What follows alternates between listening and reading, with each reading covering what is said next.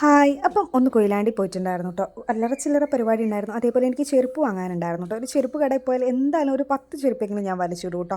അപ്പം അവരിട്ട പാടേനെ എനിക്ക് ആ ബ്ലാക്ക് എനിക്ക് ഭയങ്കരമായിട്ട് ഇഷ്ടമായിട്ടോ. ഞാൻ ഇപ്പോൾ ഇട്ട് നോക്കിയത്.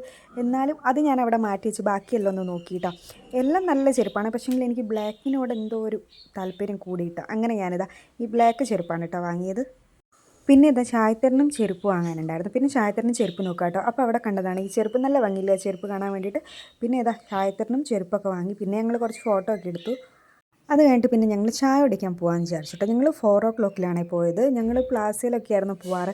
അപ്പോൾ ഇന്ന് ലൈറ്റായിട്ടൊരു ചായ കുടിക്കാമെന്ന് വിചാരിച്ചിട്ടോ. 4 o'clock ചായയ്ക്ക് ഭയങ്കര ടേസ്റ്റാണ്.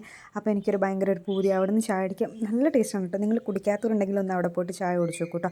അപ്പോൾ ഞങ്ങൾ ചായയും കല്ലുമ്മക്കായാണ് കേട്ടോ വാങ്ങിയത്. കല്ലുമ്മക്കായ നിറച്ച് അതിന് ഭയങ്കര ടേസ്റ്റ് ഉണ്ടായിരുന്നു കേട്ടോ. നല്ല എരിവുണ്ടായിരുന്നു. കാണുന്ന പോലെ തന്നെ അടിപൊളിയായിരുന്നു കേട്ടോ. പിന്നെ ഒരു കൊത്തു പൊറാട്ടയും കൂടെ വാങ്ങിയിട്ടുണ്ടായിരുന്നു കേട്ടോ. ഇത് അവിടുത്തെ ഫേമസ് ആണ് കൊത്തു പൊറാട്ട. നല്ല ടേസ്റ്റ് ഉണ്ടായിരുന്നു. അപ്പോൾ അടിപൊളിയായിട്ട് അങ്ങനെ ചായ എല്ലാം കുടിച്ച് ബില്ല് ചെയ്തു. പിന്നെ ഞങ്ങൾക്ക് മീൻ വാങ്ങാനുണ്ടായിരുന്നു. അങ്ങനെ അയിലയാണ്. അങ്ങനെ മീനും വാങ്ങിയിട്ട് ഞങ്ങൾ തിരിച്ച് വീട്ടിലേക്ക് പോയി.